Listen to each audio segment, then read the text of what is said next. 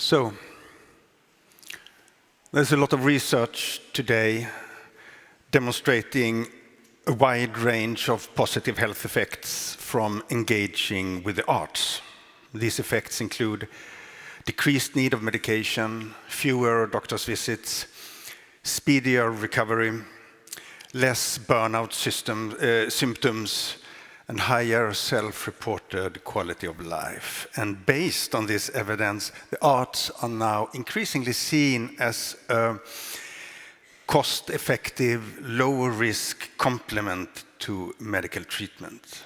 And the World Health Organization recommends that we try to integrate the arts into the healthcare system for these reasons. This has created a need for education on these matters. At Lund University, we have started a commissioned education for healthcare personnel to use the arts in their various healthcare activities, and we are now, together with University in Tromsø, planning a new course on arts and health that will hopefully be a course within the EUGLOH framework. But I'm not here today to speak about evidence reports and syllabuses. I would like to give a perspective from my own discipline, which is art history, on the topic of arts and health. And let me start by saying something about this concept in the title of my talk here, existential health. What is that? It's a concept that is being used more and more by the World Health Organization and other actors in the sector. And in a nutshell, existential health is about our ability to flourish on the inside, if you like, to experience joy, meaningfulness, connection, wonder, gratitude, also in situations of suffering and loss. And let me give you an example.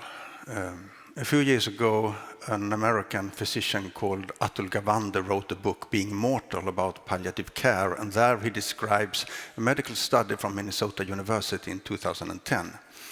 So they had this group of lung cancer patients in an advanced stage, meaning they would never get well. There was only one outcome.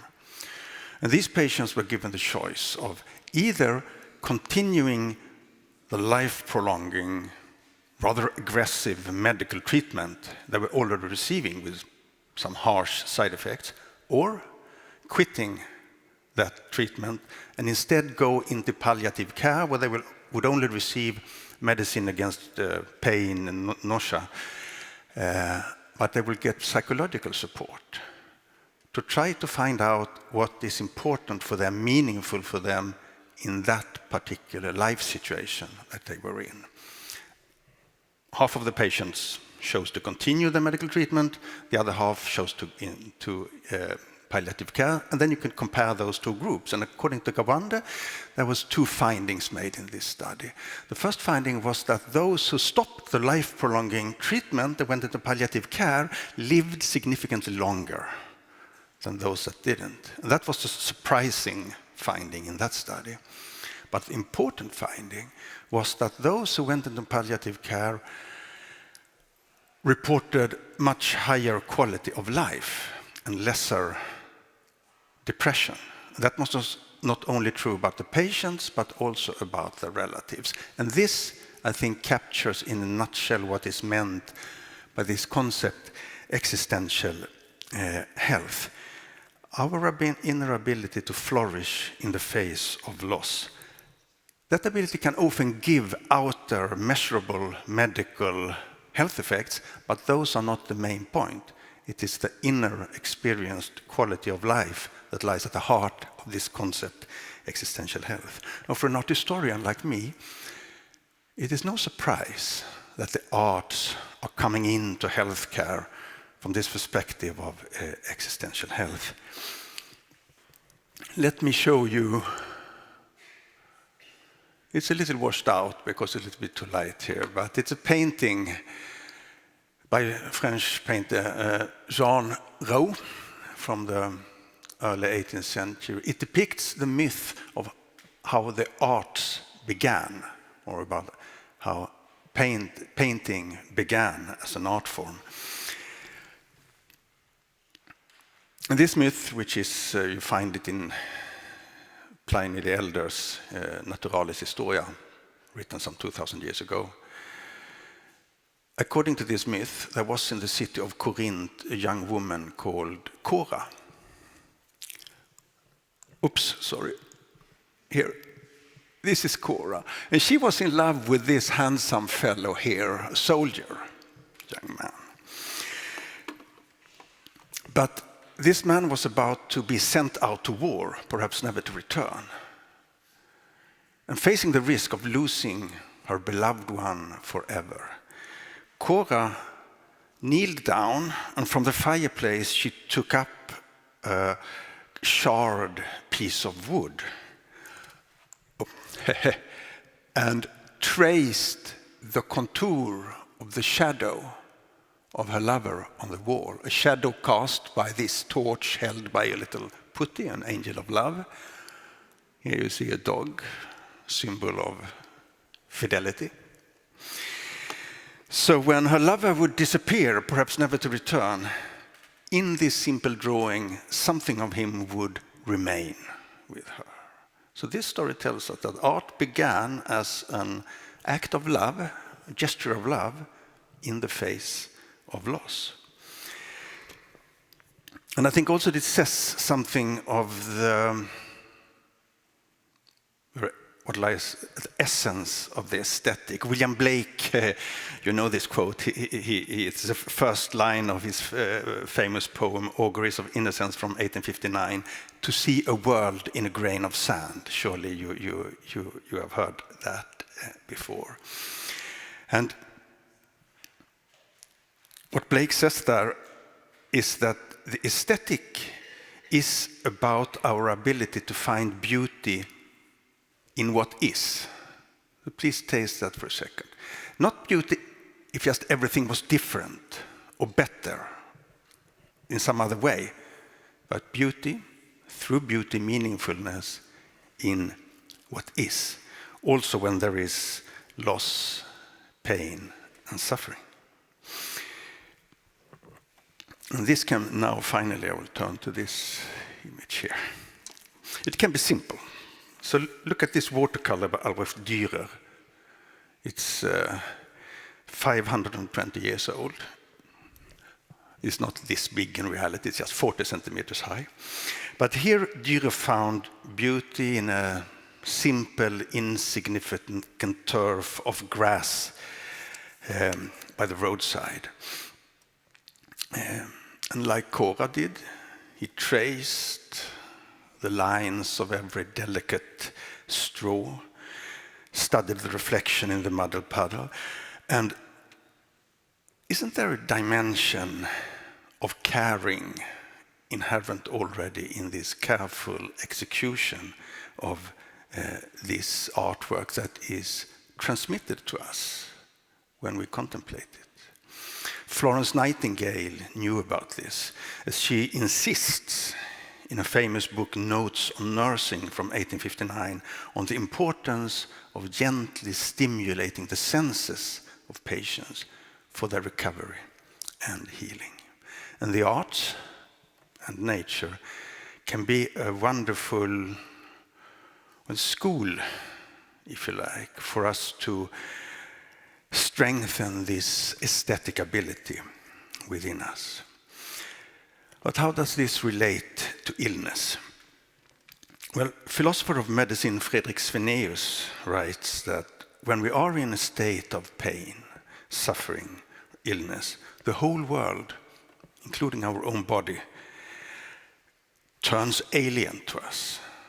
The body may even seem to turn against us and attack us, but our connection to the world is severed, and we tend to turn inward. And then to be able to find beauty in what is can be like a light of ray penetrating the darkness, helping us to rediscover the richness of the world and the richness of our sensory sensuous connection to it. A few weeks ago, I gave a lecture at the pain rehabilitation clinic here at Lund University Hospital. The topic was pain and beauty. And it so happened that a few days before that lecture, I spent a few days at an called art performance retreat, a place where people gather to explore aesthetic approaches to life. So we were sitting one evening there, a group of people, and I just threw out the question. So what would you say? How does pain and beauty relate to each other? And there was a musician there who said, well, I think beauty, music, my art, can distract our attention from pain, making it less severe. And she's right. There's plenty of studies showing that music can alleviate the experience of pain.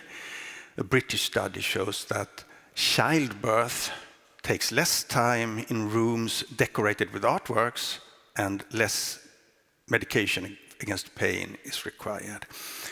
And those afflicted by pain often find it easier and less stigmatizing to communicate their pain through drawings or paintings. So art here can also be a means of communication between patient and doctor. But in this group, where we're sitting talking, there was a man of my own age who is suffering from MS, multiple sclerosis. And his condition gradually gets worse, and he lives with chronic pain. And he objected to the previous comment. He said, no, that is not true. Beauty does not take away pain, and to say that it does is to blame us who live with pain because we are aching. There were a moment of silence. And then I asked him, so what are your reasons for coming to this place where we explore the possibilities of the aesthetic? And he said, it doesn't take away my pain, but it makes the world larger. So to this, now, I call him a friend, beauty is that which makes the world larger. And please have a look at this. This is the final picture I will show. It's a painting from 1560 by Peter Bruegel the Elder, The Fall of Icarus. This kind of motif, there's a term for that in art history, Weltlandschaft, world landscape. Basically, it's a landscape depicted from a high vantage point, so it appears not just a local stretch of land, but as an entire world. And if you look at what we are seeing here, here is a farmer plowing the soil, a shepherd with his sheep and his shepherd's dog, an angler fishing. We see trade ships scattered across the bay towards the horizon. Back here, a busy port town. Basically, it's an exposé of human activity, of human life. But the real motif in this kind of painting is the landscape itself. From the fertile soil in the foreground to the mountain ranges on the sides, the sea, the sky. That is, the landscape as a world large enough to encompass all human experiences. And that is why also the narrative center of this painting, the tragic fall of Icarus, whom you see plunging from the sky to his death in the waves here to the right, is depicted as, yes, a tragic event, but an encompassable event, if you like.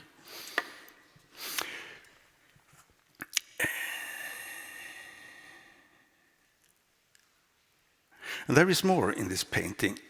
I already said that experiences of beauty can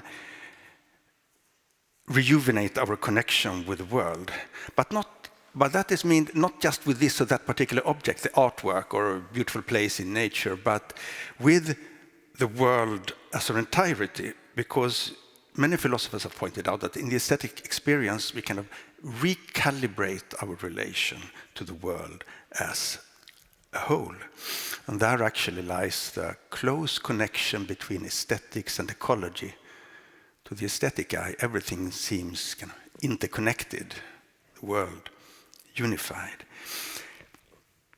So if we take again William Blake's line, to see a world in a grain of sand, it means something like, it's a little different, but as long as there remain a single grain of sand of the world, to the aesthetic eye, it carries within it magically the beauty of the whole world. That was also the lesson of Cora.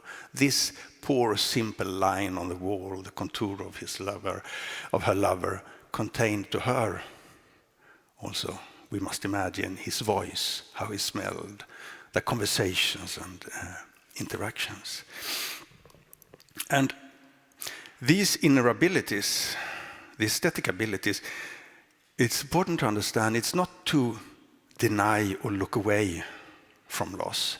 It's not to abandon action-based approaches. On the contrary, it's about building that an inner foundation of resilience, you could say, that is necessary for motivation, the power to act, to live, as the cancer study showed. So that is a hope that aesthetic can offer.